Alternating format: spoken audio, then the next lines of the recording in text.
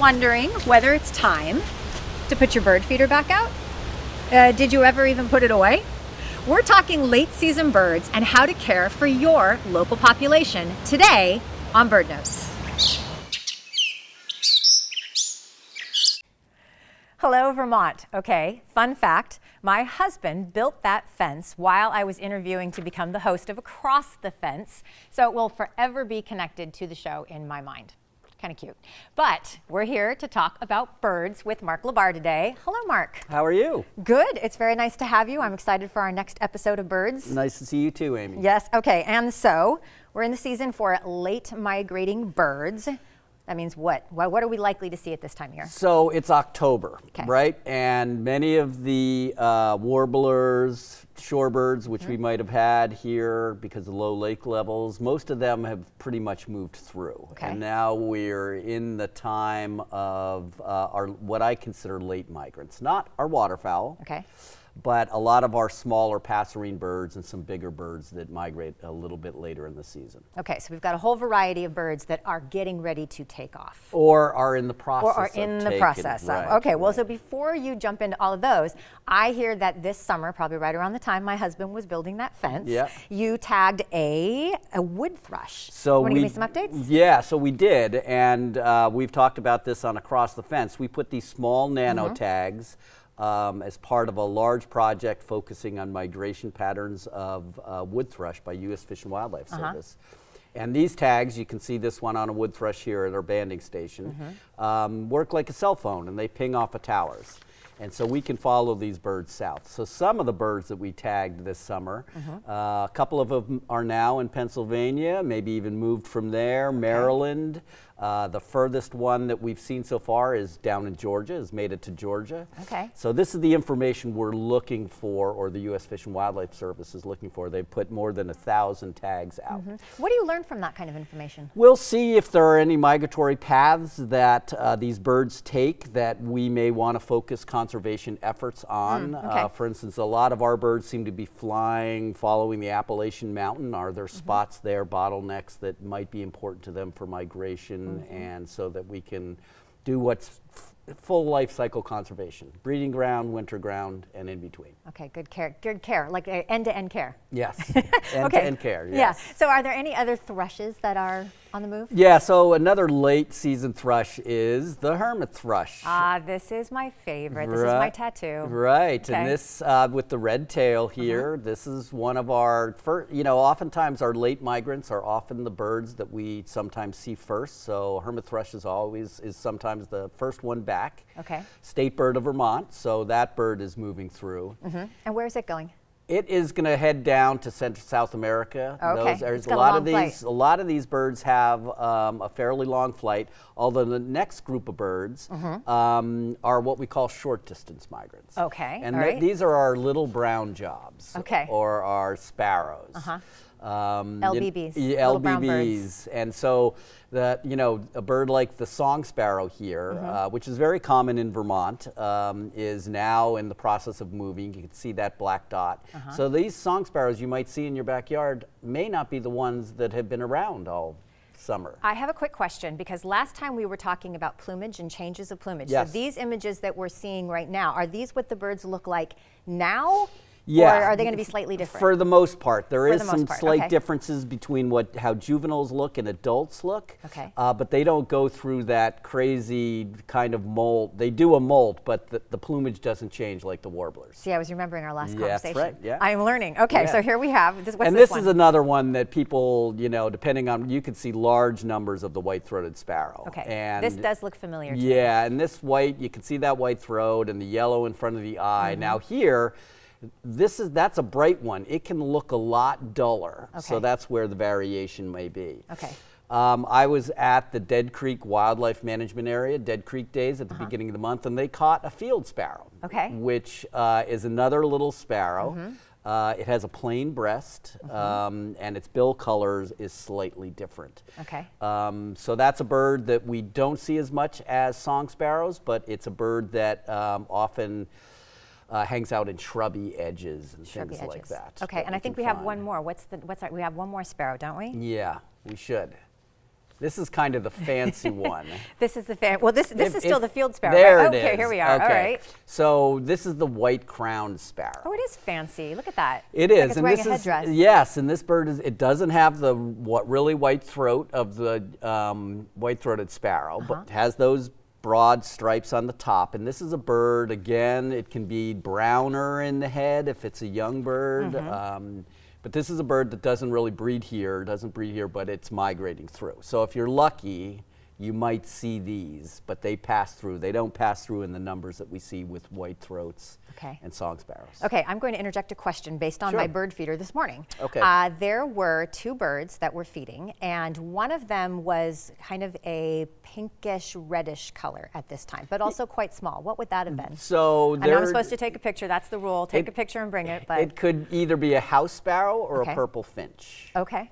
If it has kind of a purplish plumage characteristics. I would say it was sort of like a dusty, rosy. Yeah, so probably one of the 2 birds, Okay. depending on which one you might And have. are those then late migrators too? Or? Those will be birds that we will often see throughout the winter, Okay. and sometimes at our feeders and stuff like that, so they don't move. But these short distant migrants are looking at, the southern U.S., that kind of thing. Woodcocks are also moving at this time, the American woodcock, that likes the southern U.S., so they don't make the big leap like hermit thrushes and veeries, which go all the way down to South America. So. Question about that hermit thrush and that long migration. How difficult is that in other words, like, do they have to get ready? Do they fuel up? Like, so how do they migrations make such a long are different. The spring migration happens really fast because birds are trying to get back onto their territories. And then the fall migration, they tend to take their time, and so they can feed along the way. And you'll often, when I've been banding during migration, you'll see birds with fat, much like you would see a chicken when that subcutaneous fat.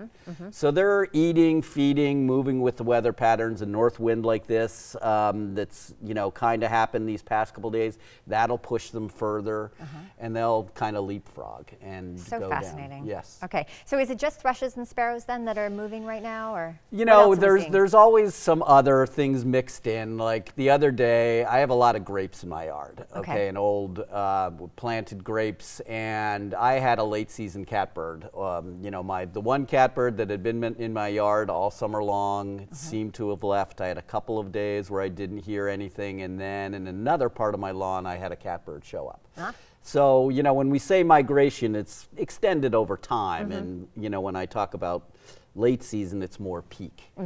What's the cue for them to start to migrate? Is it the changing temperatures? Is it the shortening days? A lot of it depends on the shortening days, and also food availability, so that's why sometimes you'll a lot of these sparrows can feed on seeds and things like that. Whereas the warblers are more dependent on insect activity, and as that insect activity moves out, they start moving south. Got it. And I think we have one more. So this is another one that showed up in my backyard, the eastern phoebe. Okay. And this is a flycatcher. So this is a bird that depends on insects for its living. But anybody that's you get a good warm day here in October, and there are bees and flies and all sorts of things buzzing around. Yep. Again, like the hermit thrush, this is one of the first birds that we'll see back in the spring, and tends to be one of the later birds that we see Very cute. this time of year. Okay, so these are all little birds. How about any big birds? So if you're looking up into the sky, obviously a lot of these birds are moving at night. Okay, the small birds are moving at night, feeding during the day, but the other group of birds that are moving during the day are hawks and eagles, and probably I saw an eagle the other day. Yeah, down so at the lakefront. So eagles beautiful. are moving around. They tend to go where the water is. Red-tailed hawks are moving now. They tend to be a later migrant than, say, the broad-winged hawks, so you might see them, and they'll stick around here in Vermont. We often pick them up on the Christmas bird count as well. Ah, okay. And then the other one, which is on its way out, is our turkey vultures. Yes, I've seen some of these, yes. Yeah, so they're beginning. I used to watch my kids play soccer down in Bristol, and this time of year you'd see these big kettles of turkey vultures heading south. So how far did they go? Where did they head?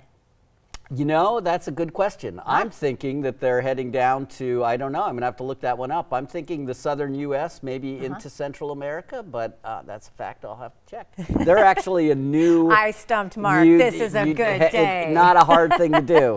You know, turkey vultures have only been with us here in Vermont for the past 20, 30 years. So they've just recently kind of shifted their range into Vermont. Oh, okay.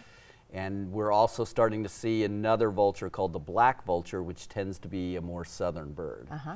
Lots of shifting patterns. Lots, you know, it's well, climate related. Climate related, so because you know winter is coming, and the birds that depend on our flush of insects, which happens every summer, they're heading potentially home, depending on how you look at it. So they're going down where they can do that, and the ones that are left behind, you know, just have a more variable diet. Yep. Okay, well, talking about winter feeding, that's a good segue into talking about bird feeders, as promised at the very beginning. So I think I do this wrong, because I tend to take mine down in the winter and I leave it up all summer. So what's the most proper way to do bird feeders? People do the reverse. Okay. And bird feeders are usually, some people will leave them up all year. Yeah. Some people will take them. It's like giving bird snacks. That's yes, pretty much what I think of myself exactly. as doing. You know, many of these birds, because we'll get questions, oh, if I take my feeders down in the middle of the winter, are the birds going to have enough food? Yeah. They can find enough food. Okay. But they're going to take advantage of your feeder. Yes. And so putting your feeder all those finches up, and things that you said are going to stick around. finches, chickadees, you know, depending on what, you know, if you put suet out, woodpeckers, that kind of stuff. In more urban areas where bears aren't a problem, people can potentially get away with putting up their feeder in the summer. But that would be me, but city with dweller. but with bears, you know, and them getting closer and closer to some of our urban environments, it's something to keep an eye on. And for those folks in more rural areas, you know, we usually put our bird feeders up around December 1st, take them down in in April.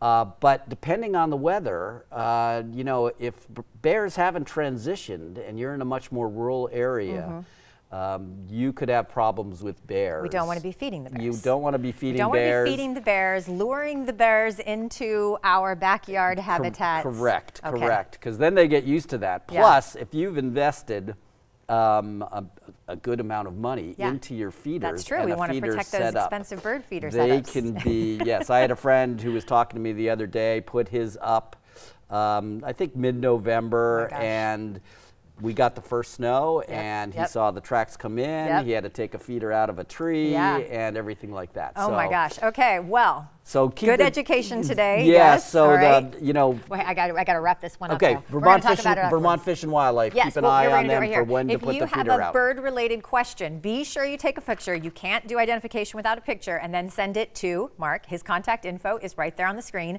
Thank you for joining me, and you guys are plugged in there for Vermont Food and Wildlife on the bird Fish and Wildlife. Yep. Yes. And as always, Vermont, thank you for learning and exploring with me today, and thanks to the team that makes Across the Fence possible. I'm Amy Finley. This is Across the Fence. Come back and let's learn and explore again tomorrow.